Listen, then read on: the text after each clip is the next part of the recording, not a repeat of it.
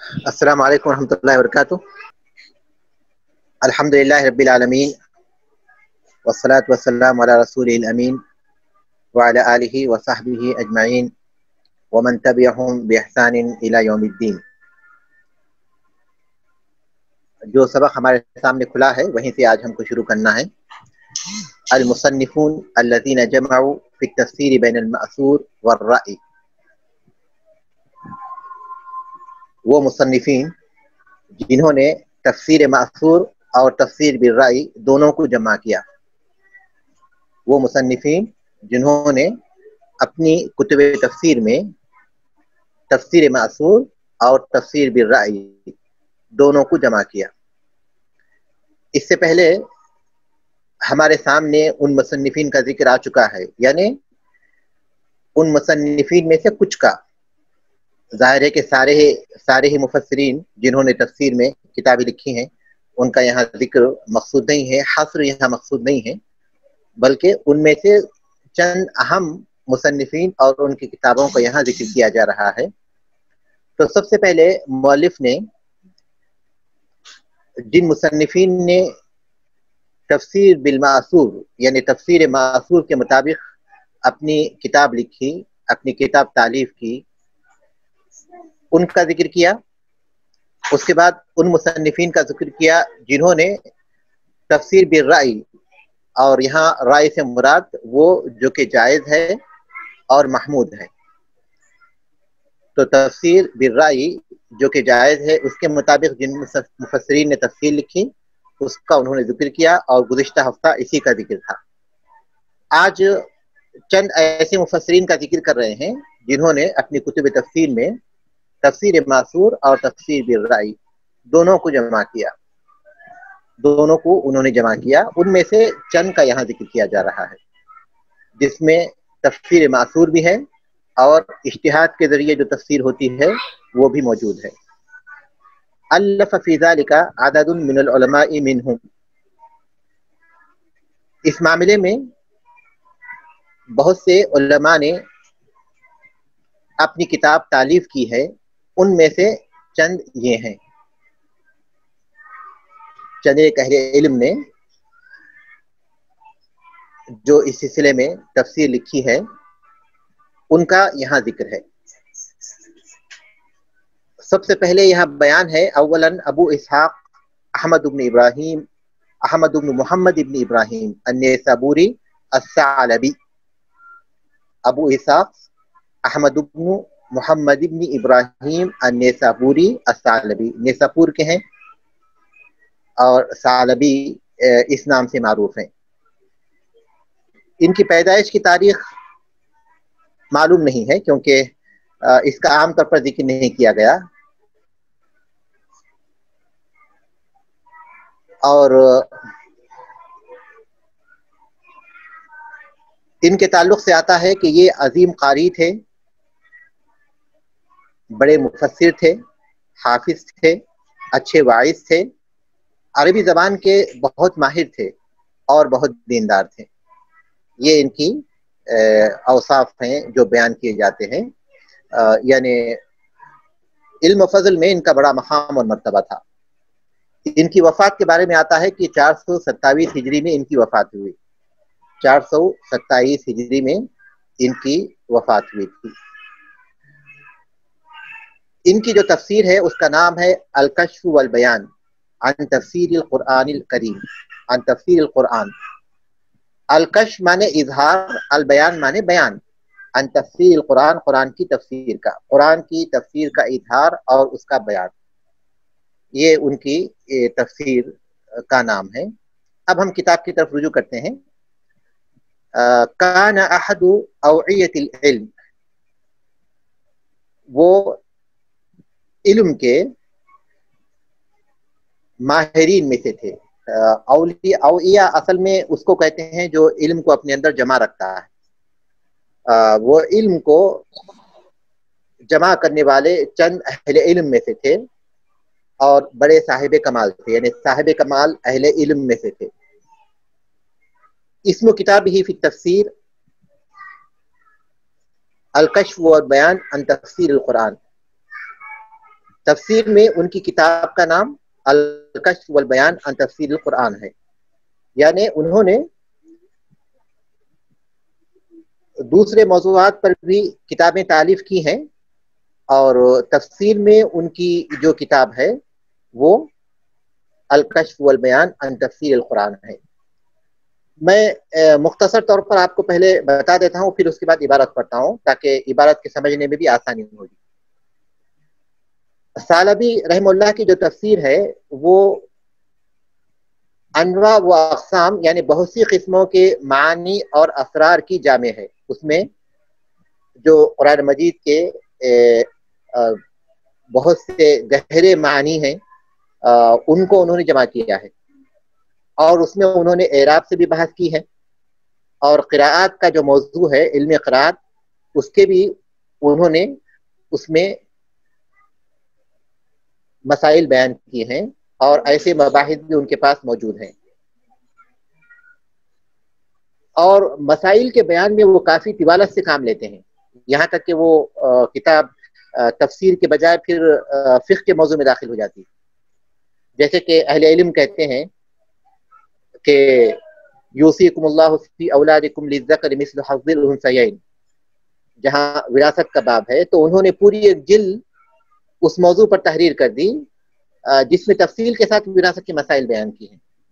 تو اس طرح جگہ جگہ وہ کافی طوالت سے کام لیتے ہیں، جس کی وجہ سے کتاب جو ہے تفسیر کے موضوع سے ہٹ کر وہ فقہ کے انداز اختیار کر لیتی ہے۔ اس کے ساتھ ساتھ وہ اسرائیلی جو واقعات ہیں ان کا بھی کافی تفصیل سے ذکر کرتے ہیں، اور اس پر کوئی نقد و جرح بھی نہیں کرتے، بس اس کا ذکر کر دیتے ہیں، یہ نہیں بتاتے کہ یہ غلط ہے یا پھر یہ صحیح نہیں ہے یا یہ ثابت نہیں ہے۔ اہل علم کہتے ہیں کہ اصحاب کہف اور یاجوج ماجوج کا ذکر کرتے ہوئے سورۃ الکہف میں ان دونوں کا جو ذکر آیا ہے، ان کا ذکر کرتے ہوئے وہ ایسے قصے ذکر کرتے ہیں جو ثابت نہیں ہے اور عقل سے بہت بعید ہیں، تو ان قصوں کو بھی وہ ذکر کرتے ہیں اور پھر اس پر کوئی وہ نقد نہیں کرتے۔ اس کے ساتھ ساتھ صورتوں کے فضائل کے سلسلے میں وہ موضوع اور سخت ضعیف احادیث بھی ذکر کرتے ہیں، اور ان پر بھی کوئی نقد و جرح نہیں کرتے۔ تو یہ تین باتیں ہیں جو سلبی حیثیت رکھتے ہیں، منفی حیثیت رکھتے ہیں۔ ایک یہ کہ وہ مسائل پر یعنی کافی معلومات تھیں ان کو، علم کا بہت بڑا سرمایہ ان کے پاس تھا، تو اس لیے جب وہ مسائل پر وہ بحث کرتے ہیں تو اس قدر طوالت سے کام لیتے ہیں کہ وہ تفسیر کے موضوع سے ہٹ کر وہ فقہ میں داخل ہو جاتے ہیں۔ اور دوسرا یہ کہ اسرائیلی قصص کا ذکر کرتے ہیں، لیکن اسرائیلی واقعات بیان کرتے ہیں لیکن ان پر کوئی جرح نہیں کرتے، اور پھر صورتوں کے فضائل کے سلسلے میں موضوع اور ضعیف احادیث بھی ذکر کرتے ہیں اور ان پر کوئی نقد و جرح بھی نہیں کرتے۔ ابن تیمیہ رحمۃ اللہ علیہ کا ان کے بارے میں قول بہت اچھا ہے، یعنی بہت ہی معتدل ہے، جو اعتدال پر مبنی ہے اور پھر بہت بہترین ہے۔ وہ کہتے ہیں کہ ثعلبی رحم اللہ اگرچہ کہ بذات خود دیندار تھے اور بھلے آدمی تھے، اہل سنت والجماعت کے مسلک پر تھے، مگر وہ حاطب لیل ہے۔ حاطب لیل کہتے ہیں وہ جو رات میں لکڑیاں جمع کرتا ہے۔ اب رات میں لکڑیاں جمع کرنے والا تو ہر قسم کی لکڑیاں جمع کر لے گا، اس میں گیلی بھی ہوں گی، سوکھی بھی ہوں گی، اور لکڑیوں کے نام پر کچھ دوسری چیزیں بھی ہوں گی۔ حاطب لیل یہ اس پر اطلاق کیا جاتا ہے جو صحیح و غلط، رطب و یابس، ہر طرح کی چیزیں اپنے پاس جمع کر لیتا ہے۔ تو ابن تیمیہ رحمۃ اللہ علیہ کہتے ہیں کہ ثعلبی اگرچہ کہ بذات خود دیندار اور بھلے آدمی تھے، مگر وہ حاطب لیل ہے، رات کا لکڑہارا، یعنی رات میں لکڑیاں چننے والے ہیں۔ کتب تفسیر میں جو صحیح، موضوع اور ضعیف روایت ملتی ہیں ان کو وہ اپنی تفسیر میں جگہ دیتے ہیں۔ ان کی خوبی یہ ہے کہ وہ اہل بدعت میں سے نہیں ہے، یعنی وہ بدعتی نہیں ہے بلکہ اہل سنت کے مسلک پر ہیں۔ البتہ جو کمی ہو سکتی تھی یا جس سے ایک مطالعہ کرنے والے کو جس پر نظر رکھنی چاہیے کہ ان چیزوں کے معاملے میں وہ ہوشیار رہے، وہ یہ چیزیں ہیں جو یہاں ذکر کی گئی۔ اب آئیے کتاب کی طرف۔ کہتے ہیں کان احد اوعیۃ العلم، وہ علم کے بہت بڑے سرمایہ داروں میں سے تھے، علم کا سب سے بہت زیادہ سرمایہ رکھنے والوں میں سے تھے، ماہرین اہل علم میں سے تھے۔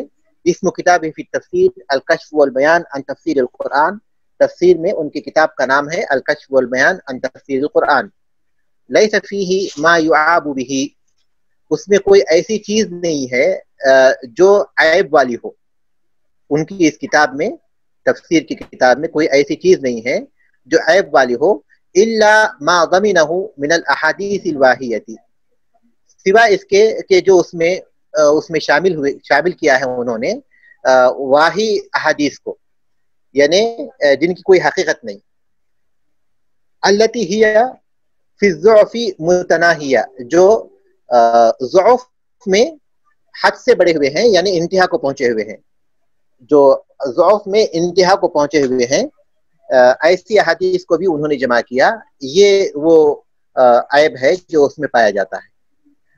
قال ابن تیمیہ رحمہ اللہ، ابن تیمیہ رحمۃ اللہ علیہ کہتے ہیں والثعلبی هو فی نفسہ کان فیہ خیر ودین، ثعلبی فی نفسہ فی ذاتہ، ان میں خیر تھا اور دیندار تھے، ولکنہ کان حاطب لیل، لیکن وہ رات کے لکڑ ہاڑے تھے، رات میں لکڑیاں چننے والے تھے۔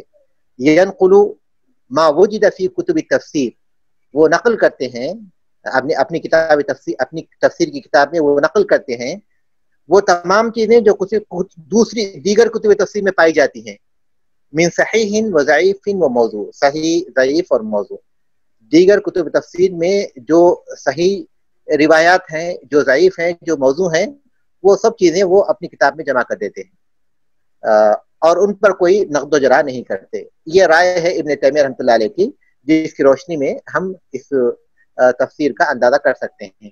وَهُوَ لَمْ يُطْبَعْ بَعْدْ، اس کتاب کی اب تک طباعت نہیں ہوئی، وہ مطبوع نہیں ہے، بلکہ اس کا قلمی نسخہ موجود ہے۔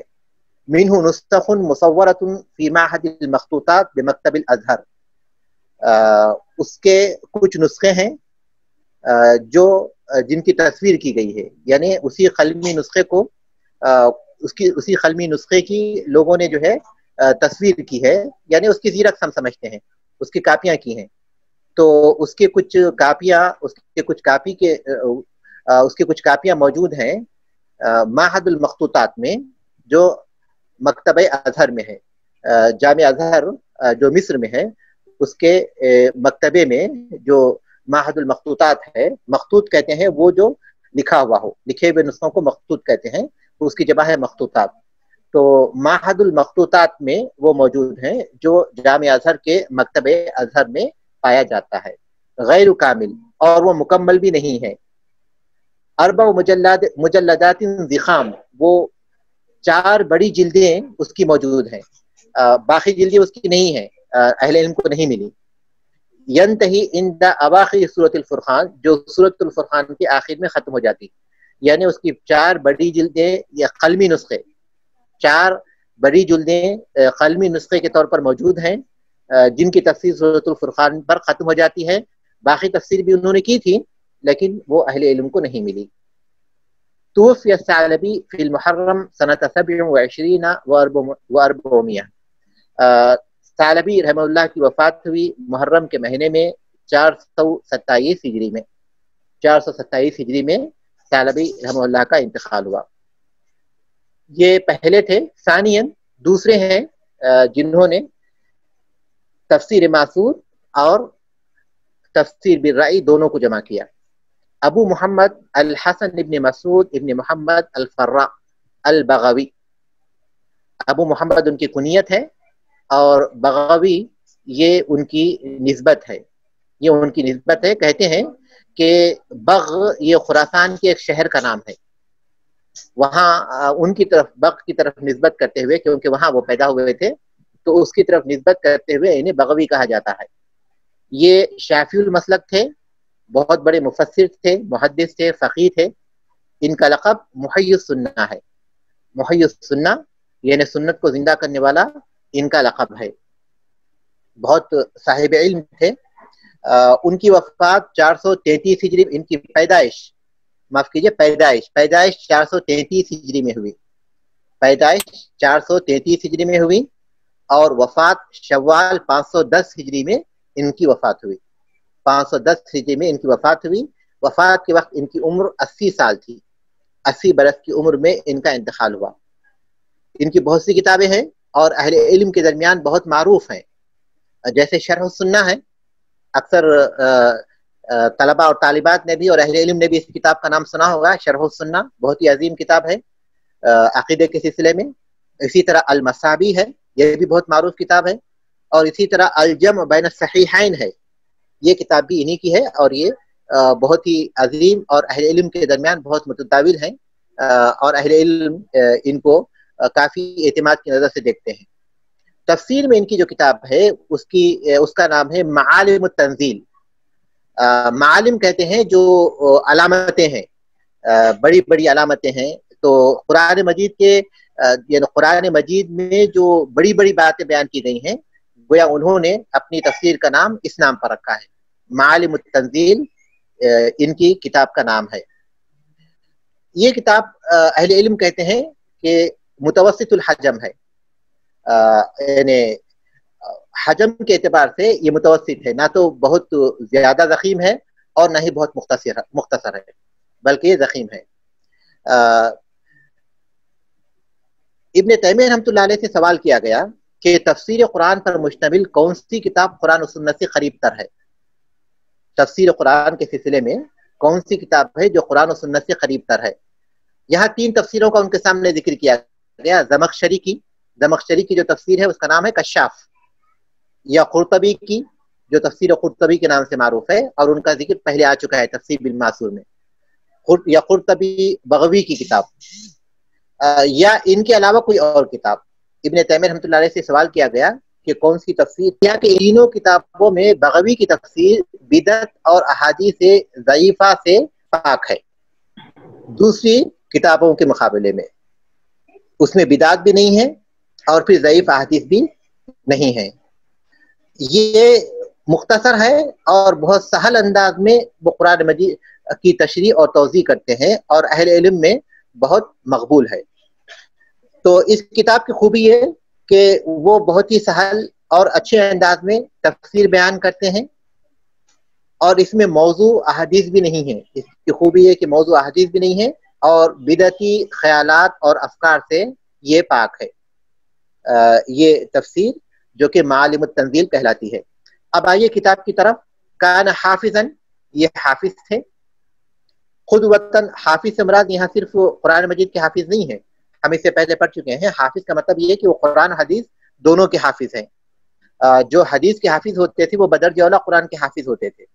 ہم اصول حدیث کے دوران پڑھ چکے ہیں کہ حافظ کس کو کہتے ہیں. تو وہ حافظ تھے. قدوہ وہ ایسے تھے کہ ان کی تقلید کی جائے، ایسے تھے کہ ان کی تقلید کی جاتی تھی، یعنی رہبر تھے، وہ رہنما کے مقام پر تھے. وَهُوَ أَحَدُ الْأَئِمَّةِ الْأَعْلَامِ، وہ بڑے اہل علم میں سے ہیں، وہ بڑے اماموں میں سے ہیں. صاحب التصانیف، کئی کتابوں کے مصنف ہیں. لہو ساعۃ فی الاطلاع علی الحدیث الشریف، حدیث شریف کی اطلاع میں ان کو بہت وسعت ہے، ان کے معلومات میں بہت وسعت ہے. یعنی حدیث شریف کے علم میں انہیں بہت مہارت حاصل تھی. وعلی درایت بالروایہ، اور وہ روایت اور درایت دونوں پر. وعلی درایا بالروایہ، یعنی وہ درایت کے بھی ماہر تھے اور روایت کا بھی ماہر تھے. وہ عللھا، اور احادیث کی جو علتیں ہوتی ہیں، علم علل، اس کے بھی ماہر تھے. وعلی معرفت بمذاہب الصحابہ والتابعین وائمۃ الامصار، اور وہ صحابہ اور تابعین کے مذہب اور ان کے طریقے اور ان کے مسلک، اور پھر اسی طرح مختلف شہروں کے جو ائمہ کرام ہیں، یعنی عظیم جو ائمہ گزرے ہیں، ان سب کے مذہب، ان کے مسلک اور ان کے طریقوں سے وہ واقف تھے. والمجتہدین، اور مجتہدین کے طریقوں سے. لہو کتاب فی التفسیر، ان کی ایک کتاب ہے تفسیر میں. سماہ معالم التنزیل، جس کا نام انہوں نے معالم التنزیل رکھا. وہ تفسیر متوسط، اور وہ درمیانی درجے کی تفسیر ہے. درمیانی درجے کی تفسیر یہ اس کے رتبے کے اعتبار سے نہیں ہے، بلکہ اس کے حجم کے اعتبار سے، حجم کے اعتبار سے وہ متوسط ہے. جامع لأقاویل السلف فی تفسیر الآیل، سلف کے اقوال کی جامع ہے آیتوں کی تفسیر میں. آیتوں کی تفسیر میں وہ سلف کے اقوال کو جامع ہے یعنی جمع کیے ہوئے ہے. وقد تجنب فیہ ایراد کل ما لیس له صلۃ بالتفسیر، اور انہوں نے اجتناب کیا ہے اس میں ہر ایسی چیز کو لانے سے جس کا تفسیر سے کوئی صلہ نہ ہو، جس کا تفسیر سے کوئی تعلق نہ ہو. انہوں نے ہر ایسی چیز جس کا تفسیر سے تعلق نہیں اس سے اپنی تفسیر میں لانے سے اجتناب کیا ہے. وقت بھی اکثر من مرتين، اور وہ کئی دفعہ اس کی تباعت کی گئی ہے، کئی دفعہ اس کی تباعت ہوئی ہے. قال ابن تیمیہ رحمہ اللہ، ابن تیمیہ رحمۃ اللہ علیہ کہتے ہیں وَأَمَّا تفاسیر الثلاثہ المسئول عنہا، وہ تین تفسیریں جن کے بارے میں پوچھا گیا، جن کا میں نے اس سے پہلے ذکر کر دیا. کسی نے سوال کیا تھا کہ قرآن کون سی تفسیریں ہیں، ان تفاسیر میں کون سی تفسیر ہے جو قرآن و سنت سے زیادہ قریب ہے. اس میں انہوں نے ان تین تفاسیر کا ذکر کیا تھا جو میں نے بیان کیے تھے. تو ابن تیمیہ رحمۃ اللہ علیہ اپنا جواب دیتے ہوئے کہتے ہیں کہ وہ تین تفسیریں جن کے بارے میں پوچھا گیا ہے فَأَسْلَمُهَا مِنَ الْبِدْعَةِ وَالْأَحَادِيثِ الضَّعِيفَةِ، ان میں سب سے زیادہ محفوظ بدعات سے اور ضعیف حدیث سے، ان میں بدعات سے اور ضعیف حدیث سے جو سب سے زیادہ محفوظ ہے وہ ہے البغوی، وہ ہے البغوی. یہاں جو ہے تینوں تفاسیر کا حکم نہیں ہے، ورنہ قرطبی رحمۃ اللہ علیہ کی تفسیر تو تفسیر بالمعصور ہے، اہل علم میں بہت معروف ہے. لیکن یہاں انہوں نے ان تین تفاسیر میں ایک لحاظ سے ایک ہی حیثیت سے انہوں نے جواب دیا. تو اس حیثیت سے کہا کہ بغوی رحمۃ اللہ علیہ کی تفسیر کی خوبی یہ ہے کہ وہ بدعات سے پاک ہے اور ضعیف حدیث سے پاک ہے. توفی البغوی رحمہ اللہ فی شوال سنۃ 16 و500. بغوی رحمۃ اللہ علیہ کی وفات شوال کے مہینے میں سن 516 میں، میں نے اس سے پہلے 510 ذکر کیا، یہاں 516 لکھا ہوا ہے. تو اس کا مطلب یہ ہوا کہ ان کی تاریخ وفات میں اختلاف ہے. تو میں نے ایک قول ذکر کیا، اس کے علاوہ بھی اقوال ہیں لیکن دو قول بہت معروف ہیں ان کی تاریخ وفات کے سلسلے میں. ایک 510 جس کا میں نے پہلے ذکر کیا، اور ایک 516 جس کا یہاں مؤلف ذکر کرتے ہیں. مؤلف یہاں ذکر کرتے ہیں کہ ان کی وفات شوال کے مہینے 516 ہجری میں ہوئی تھی. یہ تھی تفسیر معالم التنزیل. اس کے بعد ثالثاً الامام العلامہ محمد بن علی ابن محمد ابن عبداللہ الشوکانی. الامام العلامہ محمد بن علی ابن محمد ابن عبداللہ الشوکانی، امام شوکانی رحمۃ اللہ علیہ کے نام سے معروف ہیں. امام شوکانی رحمہ اللہ معروف ہیں، اہل سنت کے اماموں میں سے ہیں. یمن کے بہت معروف عالم ہیں، یمن سے تعلق رکھتے ہیں، بہت بڑے فقیہ تھے، مفسر تھے، اپنے وقت کے مجتہد تھے اور محدث بھی تھے. اہل سنت والجماعت میں ان کا بڑا رتبہ ہے. 1173 ہجری میں یمن میں پیدا ہوئے.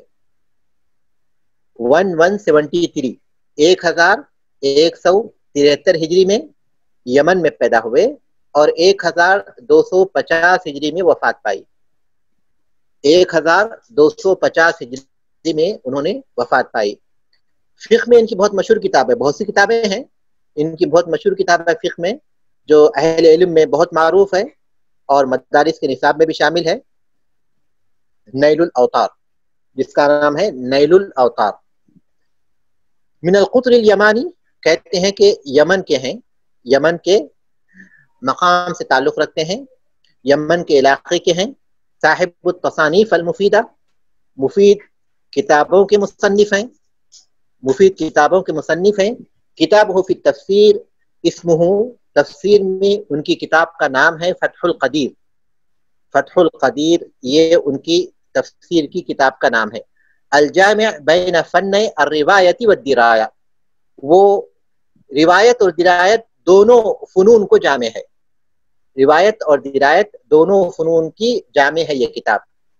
من علم التفسیر، علم تفسیر کے ان دونوں علوم میں یہ جامع ہے. یعنی ہم یہ کہہ سکتے ہیں کہ تفسیر بالمعصور اور تفسیر بالرأی دونوں ان کی اس تفسیر میں جمع ہے. وہو مطبوع اور اس کی طباعت ہو چکی ہے فی خمستی مجلدات 5 جلدوں میں یہ تفسیر ہے اور یہ طباع ہو چکی ہے. معروف بہت معروف ہے وہ متداول اور اہل علم کے بین الخاصۃ والعامہ خاص یعنی اہل علم اور عام لوگوں کے درمیان یہ متداول ہے. متداول کا مطلب یہ کہ اس کا کثرت سے مطالعہ کیا جاتا ہے. متداول کا مطلب یہ کہ جس کا کثرت سے مطالعہ کیا جاتا ہے. توفیہ رحمہ اللہ تعالی بصنعاء صنعاء میں ان کی وفات ہوئی تھی 1250 ہجری میں. 1250 ہجری میں صنعاء میں ان کی وفات ہوئی تھی. تو یہاں ختم ہوتا ہے اس بات کا بیان کہ مؤلف نے کتب تفاسیر میں سے چند تفاسیر کا ذکر کیا. یہاں یہ بات میں واضح کر دوں کہ مؤلف نے سب سے پہلے ان تفاسیر کا ذکر کیا جو تفسیر بالمعصور ہیں، یعنی جن میں قرآن کی تفسیر قرآن کے ذریعے یا احادیث صحیحہ کے ذریعے یا احادیث کے ذریعے، یا پھر یہ کہ صحابہ رضوان اللہ علیہم کے اقوال کے ذریعے کی گئی تھی. لیکن انہوں نے ساری کتب تفسیر بالمعصور کو جمع نہیں کیا، چند کا ذکر کیا مثال کے طور پر. اور اس کے بعد انہوں نے تفسیر بالرأی میں سے یہاں صرف انہی کتابوں کا ذکر کیا جو تفسیر بالرأی المحمود سے تعلق رکھتے ہیں، مضموم سے نہیں.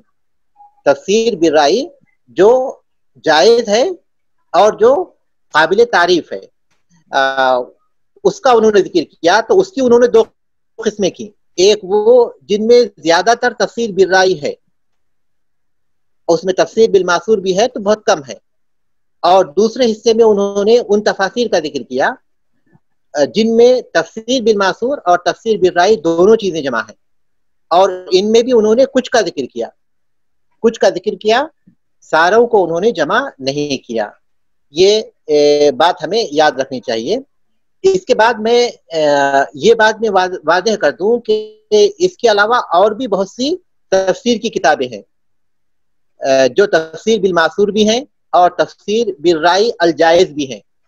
ان کی مثالیں تو ہمارے پاس آ چکی ہیں، اس لیے ان کے بارے میں اتنی باتیں کافی ہیں. لیکن اس کے علاوہ اور بھی بہت سی تفاسیر ہیں جو تفسیر بالرأی مذموم ہیں. ایسی تفاسیر ہیں جن میں ایسے اجتہاد سے کام لیا گیا ہے جو جائز نہیں ہے اور جو قابل مذمت ہے. ان کی میں کچھ مثالیں دوں گا. اور اس کے علاوہ جو اہل بدعت ہیں جیسے شیعہ ہیں، معتزلہ ہیں اور پھر صوفی ہیں، ان لوگوں نے بھی تفسیر پر کتابیں لکھی ہیں. معتزلہ نے بھی لکھی ہیں تفسیر پر کتابیں، اور پھر اسی طرح جو مختلف فرقے ہیں ان میں شیعہ انہوں نے بھی لکھی ہیں، اور پھر دوسروں نے بھی لکھی ہیں، صوفیوں نے بھی لکھی ہیں. لیکن وہ عام طور پر وہ تحریف ہیں، قرآن مجید کی تحریف پر مشتمل ہیں. اس لیے یہاں ان کا ذکر نہیں کیا گیا کیونکہ طالب علم کو ان کے مطالعے کی ضرورت نہیں پڑتی، اور اگر پڑتی بھی ہے تو بہت زیادہ ان کی ضرورت نہیں ہے. عام طور پر ایک اہل علم کا اس لیے مطالعہ کرتے ہیں تاکہ یہ معلوم ہو کہ ان کے عقائد کیا ہیں، تاکہ ان کی تردید کی جا سکے. تو یہ اہل علم کے لیے درست ہے. لیکن میں یہاں کچھ تفاسیر جو بہت معروف ہیں ان کا ذکر ضرور کروں گا تاکہ طالب علم کی حیثیت سے آپ کے سامنے ان تفاسیر کے بارے میں ایک خاکہ ذہن نشین رہے. بہت معروف ہے، مدارس کے نصاب میں بھی یہ کتابیں شامل ہیں، اس لیے میں ان کا ذکر کرتا ہوں. ایک مفاتیح الغیب ہے جو فخر الدین رازی کی ہے، بہت معروف ہے. مفاتیح الغیب فخر الدین رازی، امام رازی بہت معروف ہیں، اہل علم کے درمیان ان کا ذکر آتا ہے. جیسے علامہ اقبال کا بھی ایک شعر ہے، تیرے ضمیر پر جب تک نہ ہو نزول کتاب، گرہ کشا ہے رازی نہ صاحب کشاف. تیرے ضمیر پر جب تک نہ ہو نزول کتاب، گرہ کشا ہے رازی نہ صاحب کشاف. تو رازی سے مراد یہی امام رازی رحمۃ اللہ علیہ ہیں جن کی تفسیر مفاتیح الغیب ہے، اور صاحب کشاف سے مراد میں ابھی ذکر کروں گا. کشاف یہ معتزلی عالم ہے، اور ان کی مشہور کتاب، ایک مشہور تفسیر ہے جس کو تفسیر کشاف کہتے ہیں، ان کا بھی میں ذکر کروں گا۔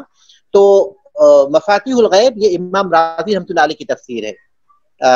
امام راضی رحمۃ اللہ علیہ یہ بعض چیزوں میں یقیناً ان سے سہو ہوا ہے، لیکن اہل سنت ہی سے تعلق رکھتے ہیں۔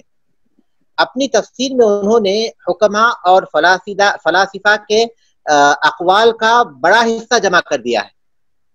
تفسیر کرتے ہوئے وہ حکماء اور فلاسفہ کے اتنے اقوال ذکر کرتے ہیں کہ اہل علم بتاتے ہیں کہ ان کی تفسیر جو ہے ان کے اقوال کا پلندہ بن گئی، اور وہ تفسیر میں اس قدر دور نکل جاتے ہیں، یعنی تفسیر سے، تفسیر آیت کچھ اور ہوتی ہے لیکن حکماء اور فلاسفہ کے اقوال کا ذکر کرتے ہوئے وہ اس قدر دور نکل جاتے ہیں تفسیر سے کہ قاری حیرت میں ڈوب جاتا ہے۔ اور انہوں نے اپنی تفسیر میں بہت سی غیر ضروری باتوں کو جمع کر دیا ہے، اس لیے بعض علماء کہتے ہیں کہ اس میں تفسیر کے سوا سب کچھ ہے، حالانکہ ہے وہ تفسیر کی کتاب، لیکن بعض اہل علم کہتے ہیں کہ وہ ایسی کتاب ہے جس میں تفسیر کے علاوہ سب کچھ ہے۔ تو یہ امام راضی رحمۃ اللہ علیہ کی تفسیر ہے جس کو مفاتیح الغیب کہتے ہیں۔ اور دوسری تفسیر ہے جو بہت معروف ہے، وہ ہے انوار التنزیل و اسرار التاویل، یہ ناصر الدین بیضاوی رحمہ اللہ کی ہے۔ ناصر الدین بیضاوی رحمۃ اللہ علیہ کی کتاب ہے انوار التنزیل و اسرار التاویل، یہ بہت سے مدارس کے نصاب میں شامل ہے، اور مدارس کے نصاب میں شامل ہونے کی وجہ یہ ہے کہ عربی زبان کے جو نکات ہیں اور جو فوائد ہیں اور جو بلاغت کی باتیں ہیں انہوں نے اپنی اس کتاب میں جمع کی ہیں، اور عربی زبان کے قواعد کے اعتبار سے یہ بہت بلند پایا کتاب ہے، اور اس میں جو ہے تفسیر کے نکات اور لطائف بھی بہت زیادہ ہیں، مگر بعض اوقات وہ صاحب کشاف جو ہیں ان کے عقائد سے متاثر نظر آتے ہیں، یعنی معتزلی، صاحب کشاف جو معتزلی ہیں ان کے عقائد سے وہ نظر آتے، ان کے عقائد سے وہ متاثر نظر آتے ہیں۔ تو اس وجہ سے اہل علم کہتے ہیں کہ اس تفسیر کا صرف انہی کو مطالعہ کرنا چاہیے جو تفسیر کے بارے میں معلومات رکھتے ہیں، جو اہل سنت والجماعت کے اصول و ضوابط سے واقف ہوتے ہیں۔ اہل سنت والجماعت کے اصول و ضوابط سے جو واقف ہیں ان کو اس کا مطالعہ کرنا چاہیے۔ تو مدارس میں یہ اس لیے شامل کی گئی کہ اس میں جو عربی زبان کے جو باریکیاں ہیں اور بلاغت کے جو قواعد ہیں اور اس سے قرآن مجید کے جو مفہوم نکلتا ہے، جو فوائد حاصل ہوتے ہیں، وہ بہت ہی عظیم ہیں، اس کی وجہ سے مدارس کے نصاب میں یہ کتاب شامل ہے۔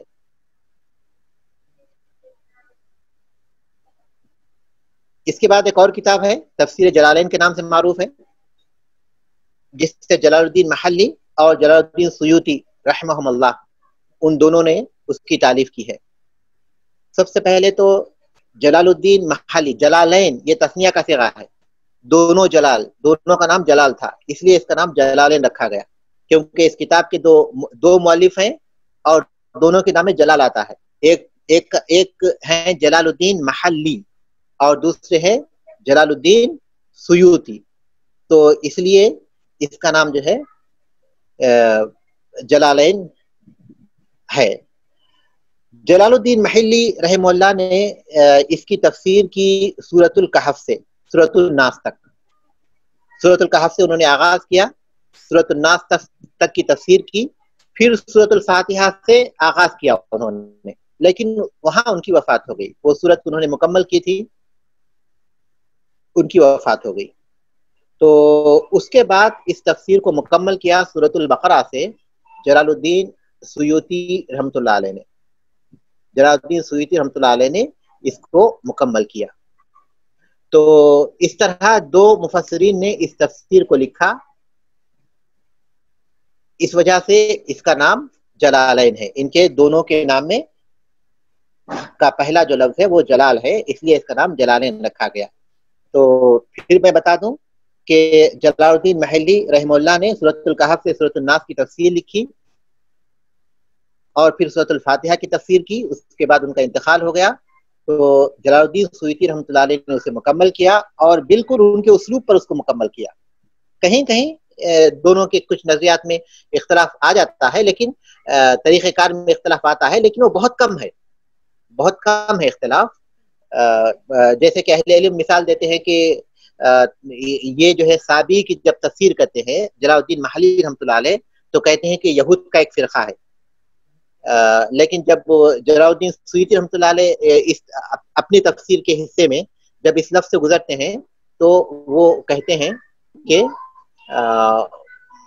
وہ یہود اور نصارہ کا ایک فرقہ ہے، وہ یہودیوں کے ساتھ نصارہ کا اضافہ کرتے ہیں۔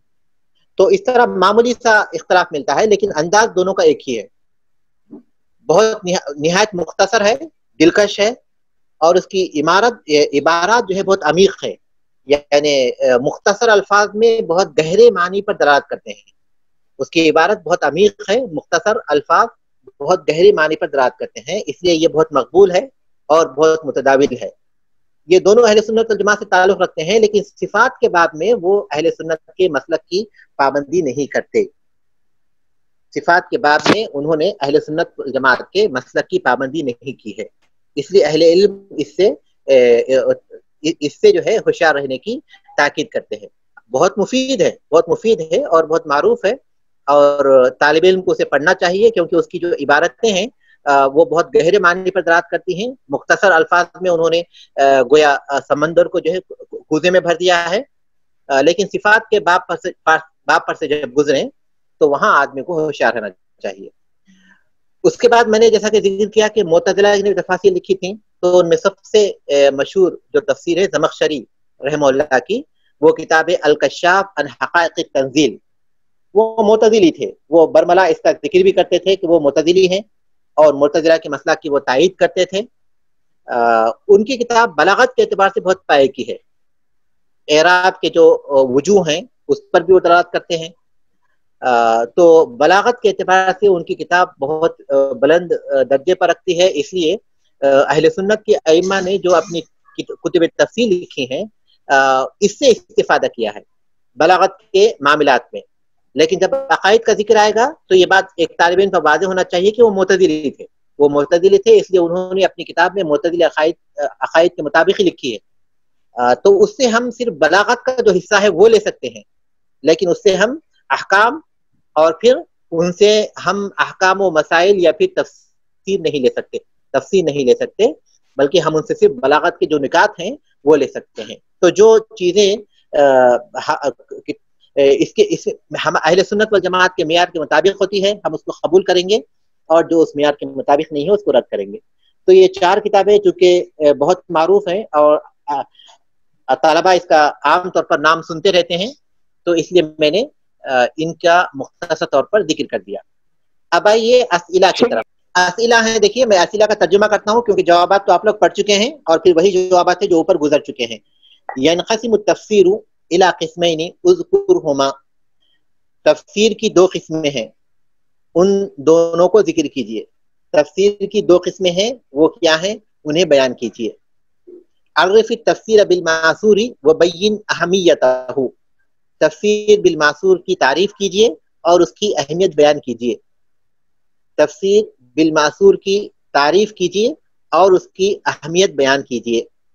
اذکر ثلاثۃ مؤلفات للتفسیر بالمعصور مع ذکر مؤلفیہا، تفسیر بالمعصور کی 3 مؤلفات ذکر کیجئے۔ تفسیر بالمعصور کی 3 کتابوں کا ذکر کیجئے، ان کے مؤلفین کے ناموں کے ساتھ۔ کوئی 3 تفسیر بالمعصور کتابوں کا ذکر کیجئے اور ان کے مؤلف کون ہیں انہیں بیان کیجئے۔ عرف تفسیر بالرأی، تفسیر بالرأی کی تعریف کیجئے، تفسیر بالرأی کی تعریف کیجئے۔ 5واں سوال ہے للتفسیر بالرأی قسمان اذکرہما مع بیان حکم کل منہما، تفسیر بالرأی کی 2 قسمیں ہیں، انہیں ذکر کیجئے، ان دونوں میں سے ہر ایک کا حکم بیان کرتے ہوئے۔ تفسیر بالرأی کی 2 قسمیں ہیں، انہیں بیان کیجئے، ان میں سے ہر ایک کے حکم کا بیان کرتے ہوئے۔ 6واں سوال ہے اذکر ثمانیۃ من العلوم التي تشترط للتفسیر بالرأی المحمود، 8 علوم کا ذکر کیجئے جو تفسیر بالرأی محمود کے لیے شرط ہیں، جو علوم تفسیر بالرأی محمود کے لیے شرط ہیں، ان میں سے کسی 8 علوم کا ذکر کیجئے. کوئی 8 علوم بیان کیجئے جو تفسیر بالرأی کے لیے، بالرأی المحمود کے لیے شرط کی حیثیت رکھتے ہیں. اس کے بعد 7واں ہے لماذا كانت العلوم التالیۃ مما يحتاج الیہ المفسر. آنے والے علوم کا مفسر کیوں محتاج ہوتا ہے؟ آنے والے جو علوم ہیں، یعنی نیچے جو علوم ذکر کیے گئے ہیں، مفسر ان کا کیوں محتاج ہوتا ہے؟ الف اللغہ، با اصول الفقہ، جیم اسباب النزول. لغت کا، اصول فقہ کا، اسباب نزول کا ایک مفسر کیوں محتاج ہوتا ہے وہ بیان کیجیے. کیوں مفسر کو ان کی ضرورت ہوتی ہے؟ اذکر ثلاثة مؤلفات للتفسیر بالرأی ما ذکر مؤلفیہا. کوئی 3 تفسیر بالرأی کی مؤلفات بیان کیجیے، یعنی تفسیر بالرأی کی کتابیں. کوئی 3 کتابیں بیان کیجیے جس میں تفسیر بالرأی ہو، ان کے مؤلفین کا ذکر کرتے ہوئے. ان کے مؤلفین، کوئی 3 تفسیر بالرأی کی کتابیں اور ان کے مؤلفین بیان کیجیے.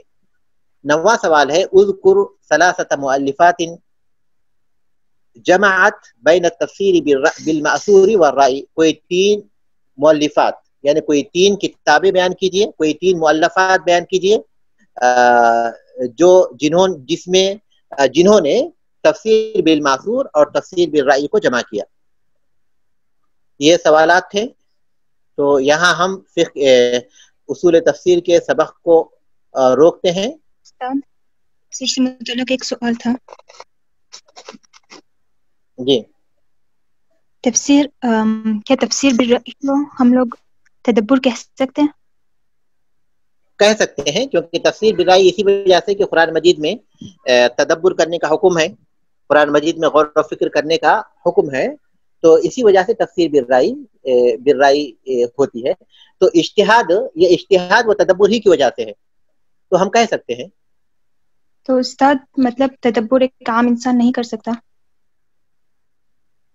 تدبر اصولوں پر مشتمل ہے. ایک عام انسان جو قرآن مجید کے اصولوں کو نہیں جانتا تو وہ تدبر کرے گا. مثال کے طور پر ہم یہ کہیں کہ ایک بچہ یا پھر ایک ایسا شخص جو کسی علوم کے بارے میں نہیں، مثال آپ کو میں اس سے ایک واضح مثال دیتا ہوں، وہ یہ کہ کوئی آدمی جیسے ایک ڈاکٹر ہے یا پھر ایک انجینئر ہے، وہ اپنے فن کا ماہر ہے.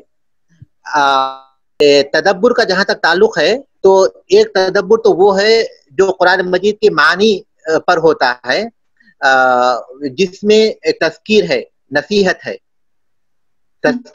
نصیحت ہے، اور اس میں دلوں کو نرم کرنے والی باتیں ہیں. تو اس لحاظ سے ایک عام آدمی ان پر غور و فکر کر سکتا ہے.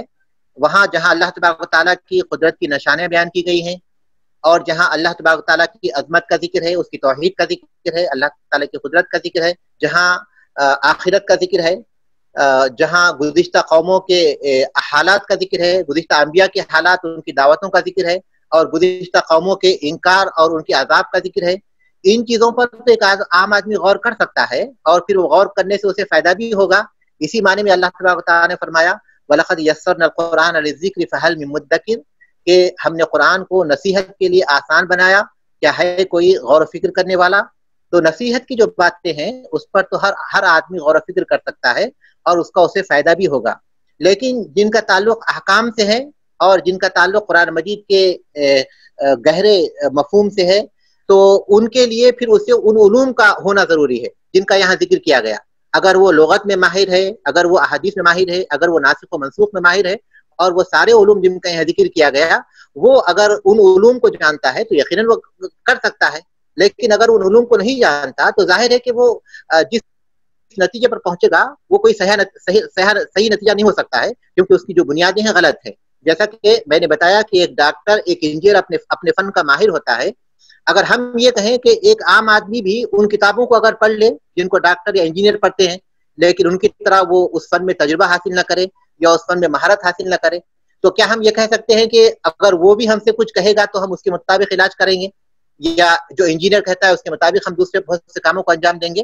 یہ ہم نہیں کہہ سکتے، کیونکہ ہر فن میں رائے زنی کے لیے، اس پر غور و فکر کرنے کے لیے یا پھر اس کے مطابق رائے دینے کے لیے آدمی کو اس فن میں مہارت پیدا کرنے کی ضرورت ہوتی ہے. تو تدبر کا ایک حصہ تو وہ ہے جس کا تعلق تذکیر سے ہے، نصیحت سے ہے. تو یہ سب کے لیے عام ہے، عام اور خاص، یعنی اہل علم کے لیے بھی ہے یہ اور عام آدمی کے لیے بھی ہے. اور اس لحاظ سے قرآن مجید کو ایک آسان کتاب بتایا گیا، لیکن دوسرا حصہ وہ ہے جو اس کے معنی اور مفہوم اور پھر اس کے احکام سے ہے اور اس کے بلاغت کے نکات سے ہے، اور اس تک وہی آدمی پہنچ سکتا ہے جو ان علوم میں مہارت رکھتا ہے جن کا یہاں ذکر کیا گیا. جی جی، جیسے کہ استاد، اگر جیسے کہ قرآن میں ہے فیہ شرفکم، فیہ ذکرکم، تو اس کا علماء نے کہا ہے کہ فیہ شرفکم. لیکن عام آدمی جو ہے جب قرآن کو پڑھتا ہے تو اس وقت وہ یہ نہیں دیکھتا کہ مطلب کہ علماء نے کیا بولا. جیسے کہ وہ صرف مطلب قرآن کو اس نیت سے پڑھتا ہے کہ اوکے مجھے کچھ اس میں مطلب نصیحت یا کچھ اس طرح ملے گا نا. تو جب پڑھتا ہے تو فیہ ذکرکم، جب اس کے سامنے یہ آیت آتی ہے تو وہ یہی سوچتا ہے کہ اوکے اس میں میری بارے میں کچھ بتایا ہوگا، یعنی میری جو زندگی کے متعلق جو ہو رہا ہے شاید اس متعلق کچھ مجھے نصیحت وغیرہ ملے. تو اس طرح کرنا غلط ہوگا یا اس طرح تفسیر برأی المضموم میں آ جائے گا، یا تو پھر یہ بھی تدبر میں آ جائے گا کہ ایک انسان تدبر کر رہا ہے، وہ کسی سے شیئر نہیں کر رہا یہ کہ اوکے اس کا تفسیر اس طریقے سے ہو سکتا ہے، لیکن وہ خود سوچ کے مطلب وہ اپنے اوپر اس چیز کو لا رہا ہے. تو یہ تدبر میں کہہ سکتے ہیں اس کو آئے گا؟ ہم اس کو عام نہیں کر سکتے. کچھ مقام پر یہ بات صحیح ہو سکتی، لیکن کچھ مقام پر ان سے غلطی ہو سکتی ہے. اس لیے تفسیر کا معاملہ بہت ہی اہم ہے اور بہت ہی نازک معاملہ ہے. آدمی کو یقیناً تدبر کرنا چاہیے، لیکن اپنے اس تدبر کو اللہ تبارک و تعالیٰ کا یہ جو فرمان ہے فَاسْأَلُوا أَهْلَ الذِّكْرِ إِن كُنتُمْ لَا تَعْلَمُونَ، اہل ذکر سے پوچھ لو اگر تم نہیں جانتے. یہ اللہ تبارک و تعالیٰ ہی نے کہا ہے. تو اس حیثیت سے ان کو چاہیے کہ اپنے اس تدبر کو اہل سنت والجماعت کے فہم کی روشنی میں آگے بڑھائے. کیونکہ اگر وہ اس اہل سنت والجماعت کا جو فہم ہے، یعنی جو مفسرین نے تفسیر بالمعصور کے ذریعے یا تفسیر بالرائی المحمود کے ذریعے جو تفسیر کی ہے، ان کی روشنی میں وہ سمجھنے کی کوشش کرے، آگے بڑھنے کی کوشش کرے. کیونکہ وہ ان علوم کا ماہر نہیں ہے، تو ہو سکتا کسی ایک مقام پر وہ اس آیت کے مفہوم کو صحیح سمجھ لے گا، لیکن دوسرے مقام پر اس کو ٹھوکر کھا لے گا. تو اس لیے وہ حاتب لیل بن جائے گا. اس لیے اس کے لیے بہتر یہی ہے، محفوظ راستہ یہی ہے کہ وہ فَاسْأَلُوا أَهْلَ الذِّكْرِ إِن كُنتُمْ لَا تَعْلَمُونَ کے اصول پر چلے کہ اپنی ان چیزوں کو براہ راست سمجھنے کے بجائے مفسرین نے جو باتیں بیان کی ہیں اسی کی روشنی میں سمجھے. کیونکہ ہم سے پہلے وہ سبقت کر گئے اور وہ ایسے سبقت کر گئے کہ شاید ہی کوئی ایسی چیز ہوگی جو انسان کوئی نئی چیز بیان کرے. کیونکہ ہر لحاظ سے وہ ماہر تھے، علم کے لحاظ سے بھی ماہر تھے اور دینداری کے اعتبار سے بھی بہت پختہ تھے اور بہت بڑے درجے پر پہنچے ہوئے تھے. ان کے اندر ساری صفات پائی جاتی تھیں. تو اس لحاظ سے ہم یہ تو نہیں کہہ سکتے کہ قرآن مجید کے معنی ان کے ساتھ ختم ہو گئے، یہ تو نہیں کہہ سکتے. آج بھی اگر کوئی شخص ان تمام علوم کا ماہر ہے اور قرآن مجید کے معنی میں ایسے نکات بیان کر سکتا ہے جو شرعی اصولوں کے مطابق ہے، تو ہم اس کو قبول کریں گے. تو ہم یہ تو نہیں کہہ سکتے کہ اجتہاد کا باب ختم ہوا، لیکن اجتہاد کی اس کے اندر اہلیت ہونی چاہیے. وہ شخص جو قرآن مجید کی کسی ایک آیت پر غور و فکر کرتا ہے، اگر اس کے اندر وہ اجتہاد کی اہلیت ہے تو اس کو جو ہے وہ قابل قبول ہے. لیکن اگر وہ اہلیت نہیں ہے تو اس کو پابند بنانا چاہیے کہ وہ اس کسی بھی آیت کے مفہوم میں جو ہم سے پہلے مفسرین نے جو مفہوم بیان کر دیا ہے انہی کی روشنی میں سمجھنے کی کوشش کرے. یہ ایک ایسی اہم بات ہے جس کا ہمیشہ خیال رکھنا چاہیے. آدمی اس جوش میں نہ آئے کہ چونکہ قرآن مجید ہے وہ بھی سمجھتے تھے، میں بھی سمجھتا ہوں، تو ہم کہیں گے کہ ٹھیک ہے آپ بھی سمجھتے ہیں تو ٹھیک ہے، اپنے اندر وہ علوم پیدا کر لیجئے. اگر آپ اپنے اندر علوم پیدا کر لیجئے تو اس وقت آپ کہہ سکتے ہیں کہ ہم بھی قرآن مجید کو سمجھتے ہیں جیسے وہ بھی سمجھتے تھے، اس وقت آپ کہہ سکتے ہیں. لیکن اگر آپ کے اندر وہ علوم نہیں ہے اس کے بعد اگر آپ کہتے ہیں تو یہ بالکل نامناسب بات ہے. تو جو اجتہاد کے درجے پر پہنچے ہوئے ہیں ان کے لیے تو وہ بات درست ہے کہ وہ براہ راست قرآن مجید پر تدبر کریں، لیکن جو اجتہاد کے درجے پر نہیں پہنچے ہوئے ہیں ان کو چاہیے کہ وہ قرآن مجید کو ان کے فہم کی روشنی میں سمجھنے کی کوشش کریں جو ہم سے پہلے گزر چکے اور انہوں نے سلف کے فہم کے مطابق تفسیر لکھی ہوئی ہے. البتہ وہ آیتیں جس میں نصیحت ہے، جس میں غور و فکر ہے، جو گزشتہ قوموں کے اقوام ہیں، ان باتوں پر وہ یقیناً اس میں جو ہے اس کو وہ سمجھ سکتا ہے. اور کیونکہ وہ تو خبریں ہیں، ان کو وہ پڑھے گا اور اسے نصیحت حاصل ہوگی. تو یہ بات کو دونوں چیزوں میں فرق کرنا ضروری ہے. جی جی جزاک شیخ صاحب ایک سوال مجھے کرنا ہے کہ جو ابو اسحاق احمد طالبی ہیں ان کی جو جہاں پہ بیان ہوا ہے ان کے تفسیر کا نام تو وہاں پہ لکھا ہوا ہے لیسا فیہ ما یعاب بہ. تو شیخ صاحب یہ یہاں پہ ہم کیا کہیں گے؟ یعاب سے مطلب یہ ہوگا کہ بدعات سے پاک، یہ لفظ کہیں گے؟ ہاں عیب کے معنی میں ہے، لیکن اس سے مراد ساری چیزیں ہیں. یہ موضوع حدیث آنا یہ بھی ایک عیب ہے، اور بنی اسرائیل کے واقعات کا ذکر کرنا، ان پر کوئی نقد کوئی تنقید کیے بغیر یہ بھی ایک عیب ہے، اور بدعت کا ہونا یہ بھی ایک عیب ہے. تو ساری چیزیں اس میں ہو سکتی ہیں. اور شیخ صاحب جو امام بغوی کی جو تفسیر ہے اس کے جو پہلی لائن ہے اس میں لکھا ہوا ہے حافظاً قدوہ، تو آپ نے یہاں پہ رہبر کا لفظ استعمال کیا ہے یا رہنما کا؟ مجھے پتا نہیں. دونوں بھی چیزیں ہیں، وہ ایک ہی معنی میں ہے نا. قدوہ جو امام ہوتا ہے، قدوہ جو امام ہوتا ہے، جو آگے ہوتا ہے، جو لوگ جس کی پیروی کرتے ہیں اس کو قدوہ کہتے ہیں. ٹھیک ہے، جزاک. آئیڈیل بھی کہہ سکتے ہیں. نمونہ اسوہ. شیخ آپ نے جو یہ تفاسیر بتایا، ان کی اردو میں بھی کوئی تفسیر ہے؟ ان کی کسی نے کیا ہے یا نہیں؟ بہت سی کتابوں کے ترجمے ہو چکے ہیں ان میں، جن کا میں نے ذکر کیا. فتح القدیر کا ترجمہ ہو چکا ہے، اور بغوی رحمۃ اللہ علیہ کی تفسیر کی کتاب کا ترجمہ ہو چکا ہے، اور اوپر جو تفسیر گزر چکی ہے اس میں بھی کچھ کتابوں کا ترجمہ ہو چکا ہے، اور اردو میں بھی کچھ مفسرین نے سلف کے طریقے کے مطابق ہی، یا پھر یہ کہ جو گزشتہ تفسیریں گزر چکی ہیں انہی تفسیروں کو سامنے رکھ کر تفسیریں تالیف کی ہیں، جمع کی ہیں. تو شیخ اگر کوئی اردو تفسیر کا مطالعہ کرنا چاہے تو آپ کون سی کتاب کہیں گے اس کو سلیکٹ کرنے کے لیے؟ بہت ہی احسن البیان یہ بہت مختصر ہے اور بہت مفید ہے، اگرچہ کہ اس کے بعد حصے ایسے ہیں جس پر اہل علم نے خبردار کیا ہے جو اس وقت میرے ذہن میں نہیں ہے. لیکن ایک دیکھیے، کوئی بھی کتاب ہم یہ کہیں کہ وہ غلطیوں سے پاک ہوگی تو یہ ناممکن ہے، کوئی بھی کتاب، کیونکہ اللہ تبارک و تعالیٰ نے اپنی کتاب کے علاوہ کسی کو بھی یہ کمال اس کی اکثر جو خوبیاں اس کی بنیاد پر اسے قبول کریں گے. تو احسن البیان مختصر ہے اور مفید ہے. اس کے علاوہ جو تفاسیر جن کا نام آپ کے سامنے آ چکا ہے، جیسے ابن کثیر رحمۃ اللہ علیہ کی تفسیر ہے، یا پھر کچھ اور کتابیں ہیں، فتح القدیر ہے، ان کو اگر پڑھ سکے تو یہ زیادہ مفید ہے. شیخ تفسیر السعدی بھی صحیح ہے؟ بہت بہترین ہے، بہت بہترین. تفسیر سعدی اس معنی میں بہت بہترین ہے کہ وہ قرآن مجید کی کسی بھی آیت کے مفہوم کو عام الفاظ میں اس طرح کھول کر رکھ دیتے ہیں کہ پورا مفہوم واضح ہو جاتا ہے. یعنی قرآن مجید کی کسی آیت کے بالکل ٹھیک سلف کے سیرت کے مطابق بہت ہی دین ہے، اور اردو میں بھی اس کا ترجمہ ہو چکا ہے.